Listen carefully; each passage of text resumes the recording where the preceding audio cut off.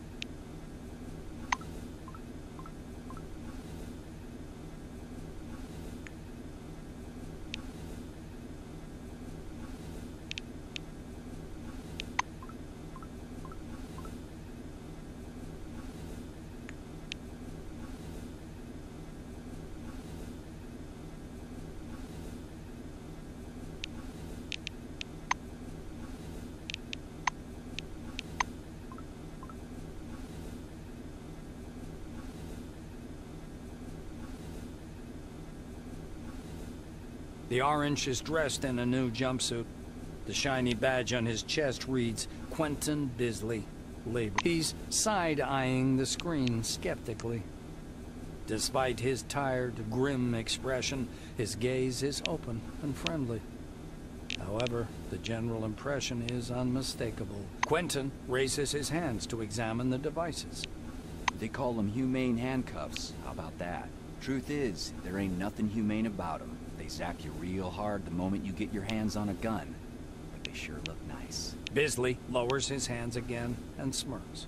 The orange's face stretches into a broad smile, baring his dentures to the world. Like everyone, duh. There's other guys too. The ones who go through the front door. He nods at the black-winged woman beside him. Her nose wrinkles in displeasure, but she says nothing.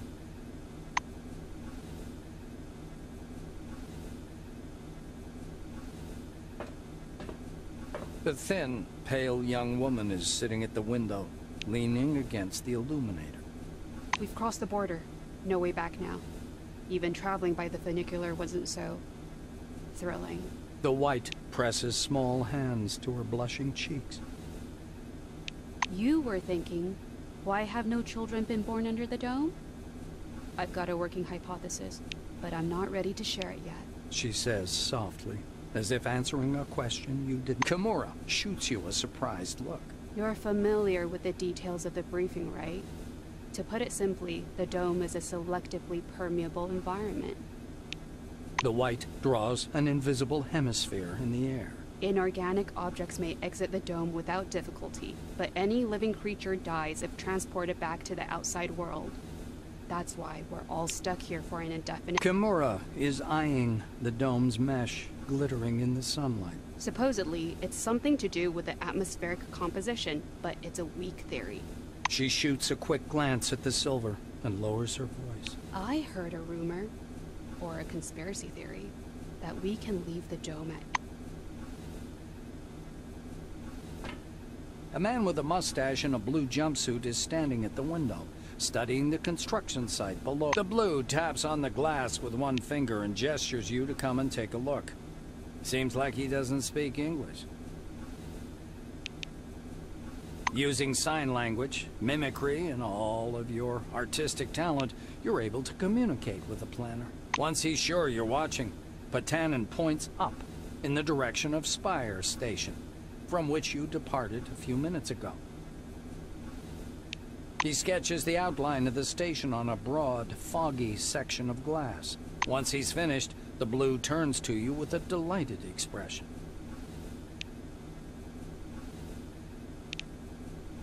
The blue begins to mark up his diagram with a series of footnotes and numbers. Turns out the station's ring diameter is a bit more than 1,500 meters.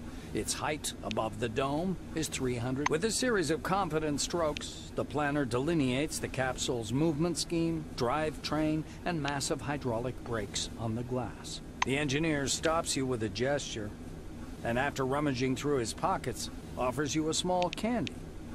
There is a picture of it. It's surprisingly spongy and tooth-achingly sweet. You can only...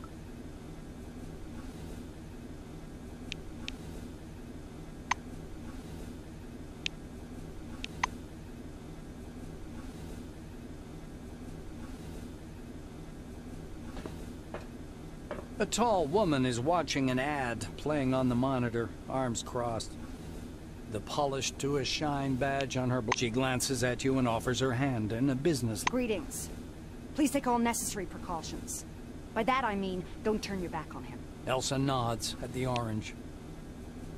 Elsa's eyes spark angrily. Are you saying you will take full responsibility for the possible consequences of that order? Was that a nod? Does that mean yes? Olafson turns to the orange, produces a key, and unlocks his cuffs in a smooth, well-practiced motion. Olafson eyes your silvery jumpsuit and snorts. Really? I thought you'd be the one... Her gaze shifts to the silver standing opposite, and then back.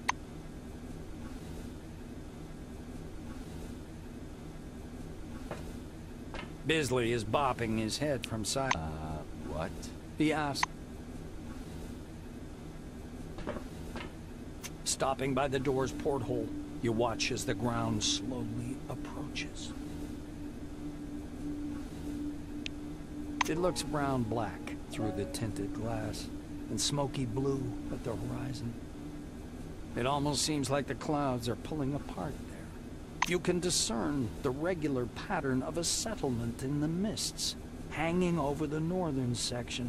The blues and oranges did their share of the physical labor, but the main credit belongs to the brilliant administrators from Silverwing.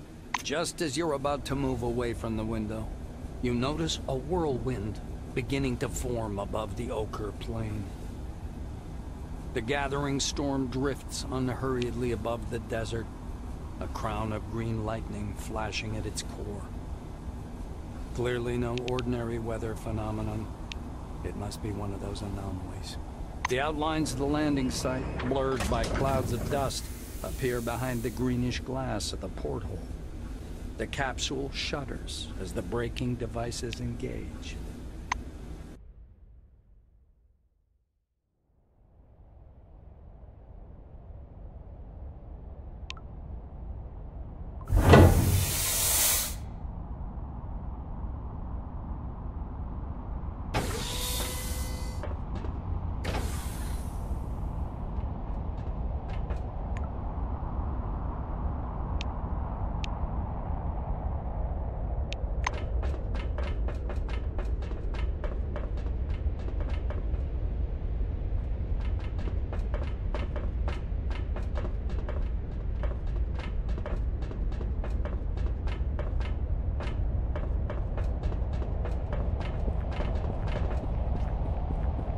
Come here. Come on now, or you'll miss everything. A badge reading Ludovico Nuzzi, scientific analyst, export department, dangles loosely on his clean... Look over there. He points upward with a sharp, wide gesture and hands you his field. You raise the binoculars to your eyes. Under fourfold magnification, the whirling cloud above the rust-colored plains looks Nazi bends close to your ear. Fascinating. Do you want me to bring some filters? If we intercept the red and blue, I don't know. Ludovico laughs, with the binoculars raised to his eyes. He minutely adjusts the focus.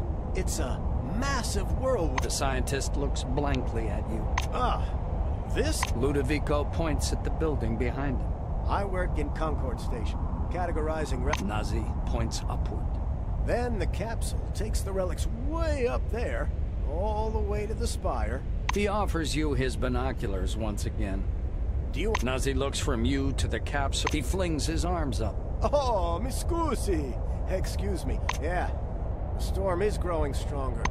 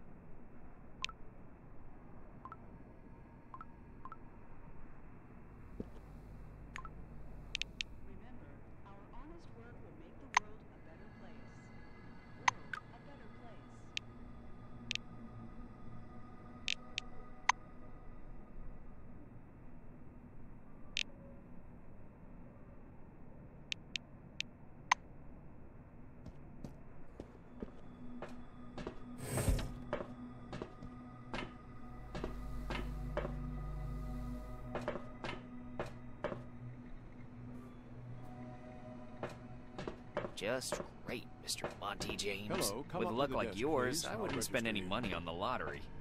A tall receptionist watches you. Noticing your silvery uniform, he offers up his best artificial smile. The administrator slaps himself on the forehead. Rayhet produces a reel-to-reel tape recorder from beneath the desk. Rewind. Solemn music begins to play, and the administrator's face takes on a serious expression. Dear employee, The administrator clears his throat and continues. by joining our company, you choose the path of... Dean squints down at the monitor. Deserve this, The music fades, and the administrator finishes his speech. and together we will build the best... Dean puts the tape recorder away. Now that we're done with the official greeting, I'll register you and upgrade your Selectron. Okay? Dean's hands hover over the keyboard. He gives you a nod. You spell out your first and last names and specify your... Rayhet scans the computer screen. So your position in the waiting list was 63,784. You've been assigned to Magellan Station. A special bus will bring you there. Dean snaps the docking port of your pass to a The administrator returns your Selectron. So, colleague, you now have first-level clearance. Dean continues. All new employees have a short list of tasks to perform on arrival. Rayhet snorts. To make it short, get your uniform from storage, your weapons from the armory, pass the Psi abilities test. Dean sits back in his armchair. That's it. I hope there aren't any questions. Rayhet claps his hands. He reaches for the tape recorder, but thinks as he's about to turn away, Dean suddenly remembers something. Oh yes, I sent your mail to your Kairos. Check your new messages.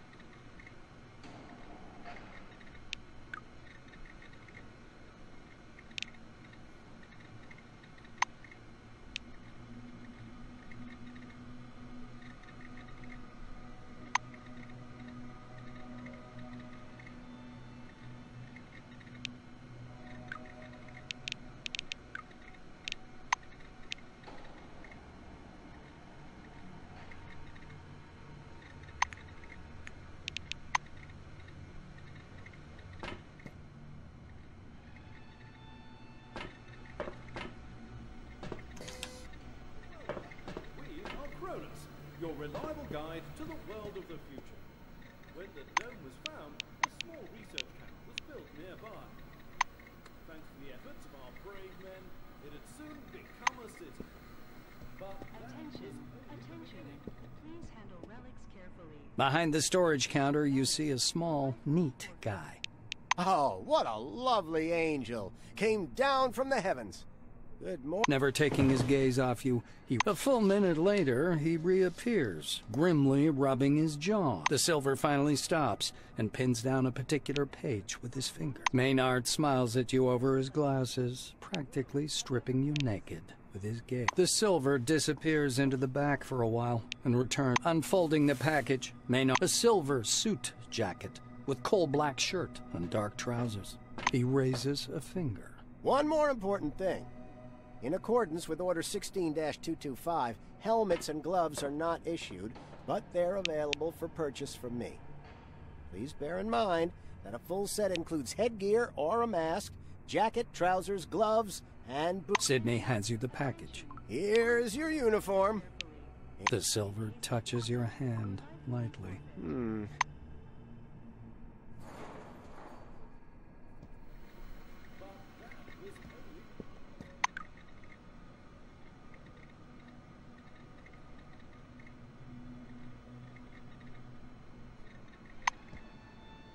Anything urgent, Mr. Crutchcliffe? Katarzyna, did you mark it as Class 1 again, instead of 2? Look, here's the scanner data. It says the relic is a scientific device. Wait, but it's still Class 1. I'm not going to... The smell of good tobacco wafts off this tall, portly woman from a meter. The woman fixes her coppery hair. Margarita thumbs back a couple of pages in her log. She glances at her Kairos, looks at you. The black returns a couple of minutes later with it. She swipes the baton through the air, then rolls it between her hands with clear satisfaction. Margarita lets out a big puff of smoke and shakes her head. Shift it to the side, silly Billy, or you'll trip. The armorer shrugs, puffing indifferently on her pipe. It's the least I could do. We have a requisition list from the Silvers. For free, you receive only rubber. Margarita points at the baton in your hands. As you can see, it requires no ammo. Leaning over the counter, the black points somewhere off to one side. But before the training zone, go see that wizard guy with his toothpick.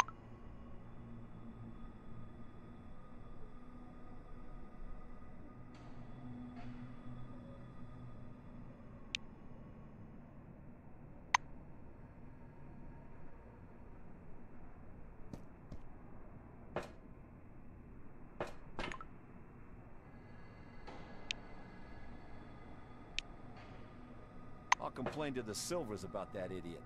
They'll take the appropriate measures. I hate those oranges. What the hell do they break locks for? Attention, attention. Please handle relics carefully. Well, you've got quite an aura. A lean silver with thick black hair, and as you approach, he flashes a sly grin. Something really weird happens. All the paper clips, pencils, scattered toothpicks, and bits of trash. You thrust your hand forward, and you're outspread. The silver sticks out his lower lip as if to say, not bad, and gives you a thumbs up. Here for the briefing, huh? Shall we get to it? He takes the cigar out of his mouth and exhales a lush cloud of smoke. The silver props his elbows on the table. Anyway, not waiting for an answer, he grabs. Andre gropes your hand briefly. Then lets go, disappointed. The pills, huh? The anti-migraine, sleeping pills. The silver takes a thin glove covered in talc from his desk and passes it to you. Look, a glove, right? But it isn't just a glove. This is He counts off on his fingers. Learn psionics. Put on the glove. Transform energy into the necessary shape. That's the whole briefing. Simple? Simple.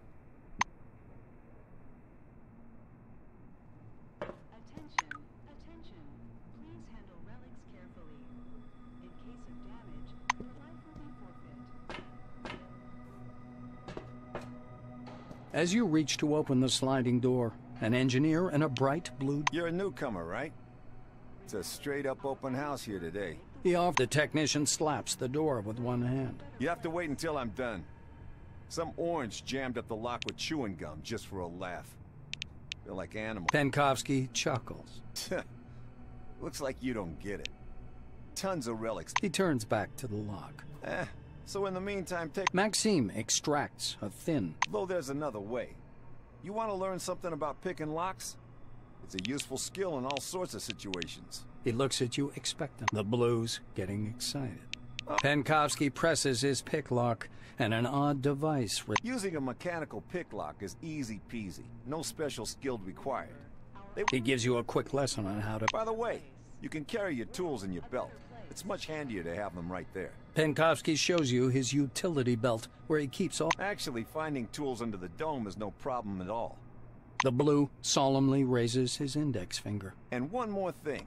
Always use brand name stuff if you can. He looks at the door again. Damn these locks. Though I'd rather be doing this than fixing hab pods. Penkovsky gives you a patronizing look. Because they're poorly made. Warped from the...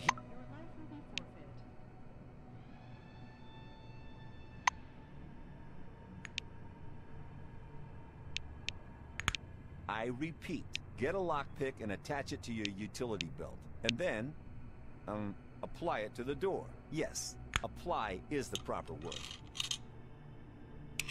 You're doing great. All right, off you go. Welcome Under the Dome, an amazing excursion to a world of new technology and the riddles of an ancient civilization. Listen to this information, useful for all wings, and receive a colorful leaflet. The sun reflects blindingly from the salt, and the air is as dry as a nun's gusset. What an inhospitable wilderness, you'll say. And I fully agree with you. But what if I told you... A middle-aged black is sitting behind the counter with his hands in his lap. Botherby frowns as you approach. Your first act is being late for the briefing. Are you going to be late for your funeral as well? The black looks you over. Yes, I see the weapon received check mark. Botherby leans over the counter and directly raises his index finger. Pulling a notepad from his pocket, the instructor jots down your name. Your goal. This is Victoria Legrand, and the dome from the inside. See you next time.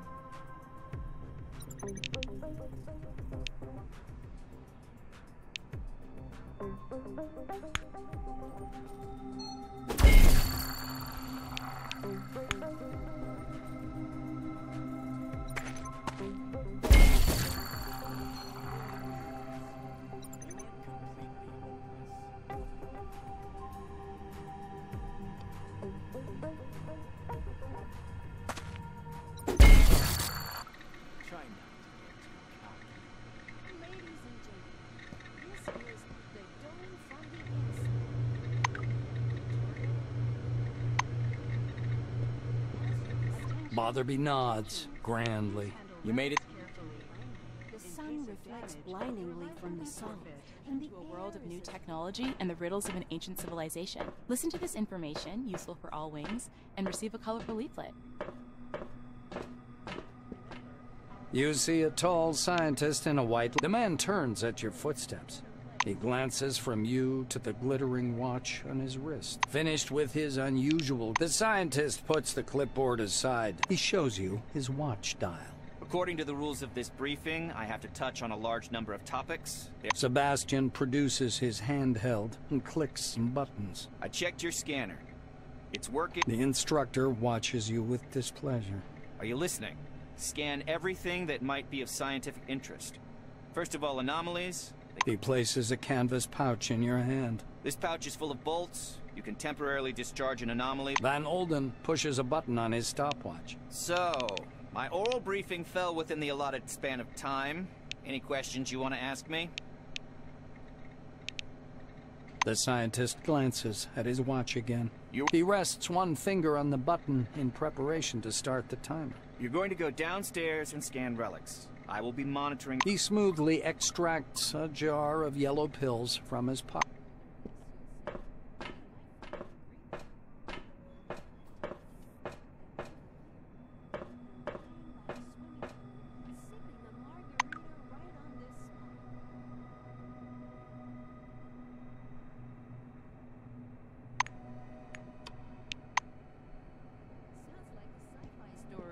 But we aren't strangers to sci-fi here. The detailed plans are ready. And according to them, Please stand by for decontamination to end. better place.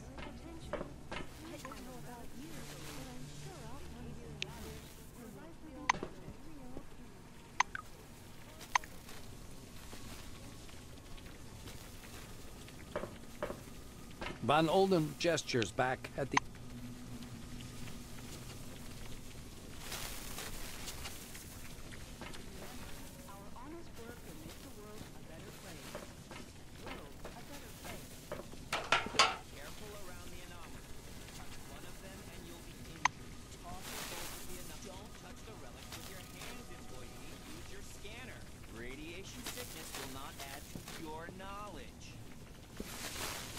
Don't touch the relics with your hands, employee. Use your scanner. Radiation sickness will not add to your knowledge.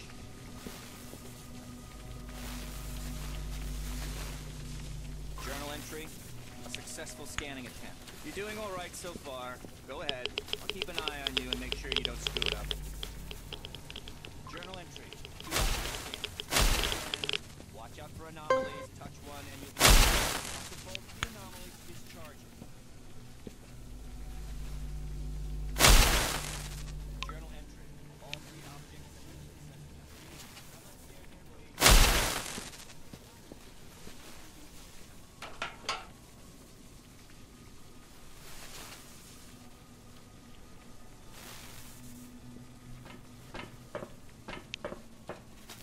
Sebastian meets you on the platform. You are finishing. He clicks the stopwatch button, fixing the result time.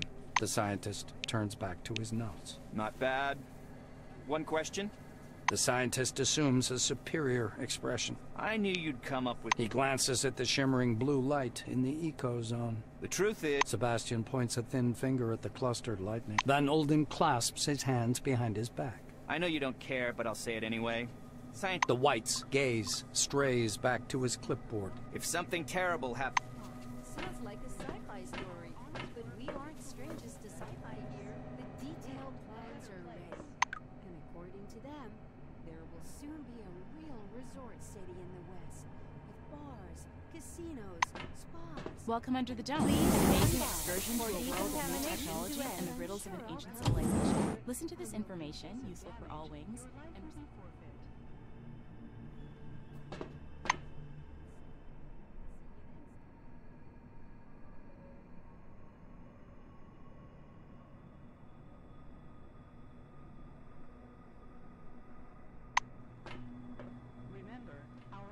Work will make the world a better place.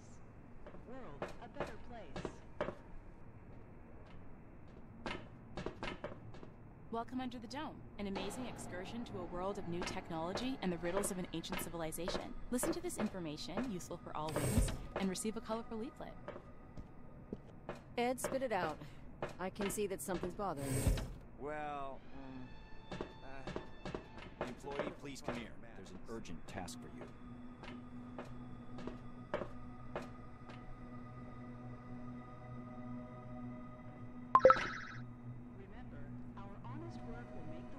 Well, hello there.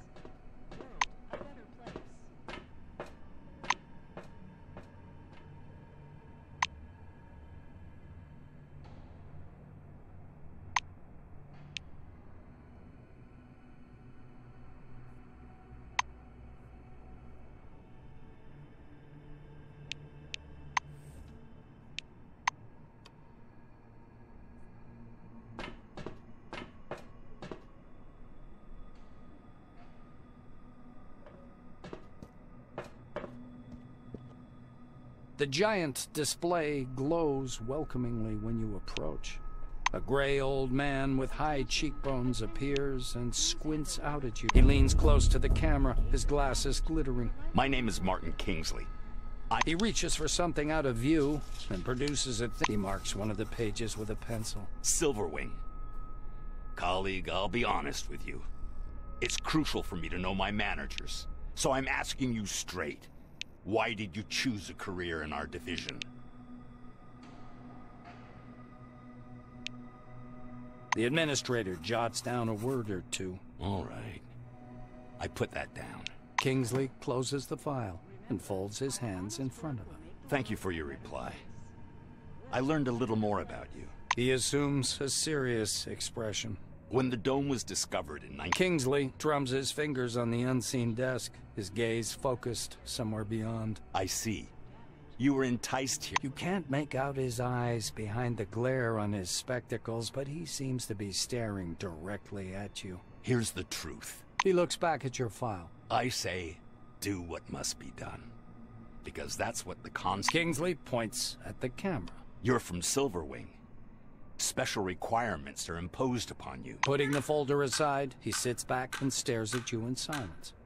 Kingsley sighs quietly. You were probably waiting for some boilerplate welcome speech. But I prefer to talk about real-world problems.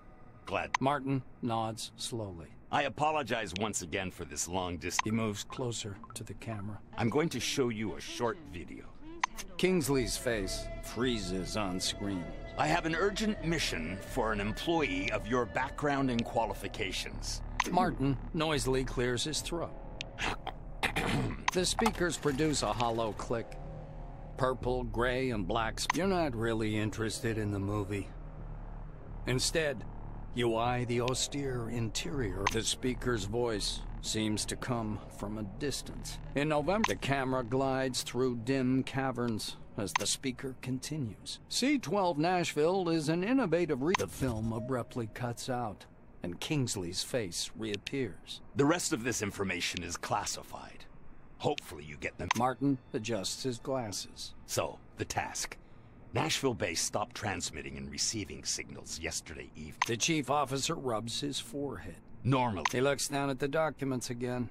Furthermore, the group was lacking someone with your specialization. Kingsley is looking into the camera once more. Your task is to get to Nashville, figure out whatever's behind the The chief officer carefully returns the documents to the folder. You notice his hands tremble slightly. Go downstairs. Kingsley's hand reaches.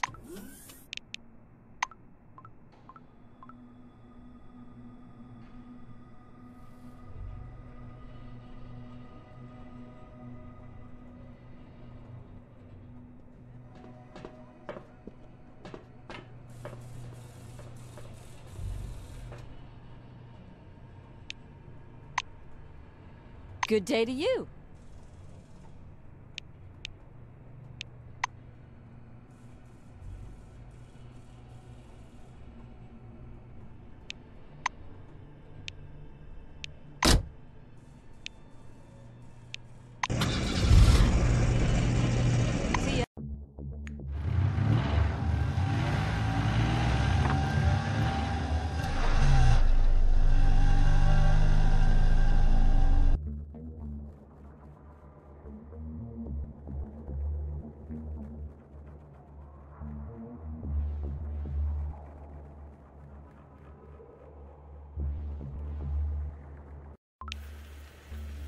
The highway leading to C-12 Nashville is blocked. Lara lifts up the hood.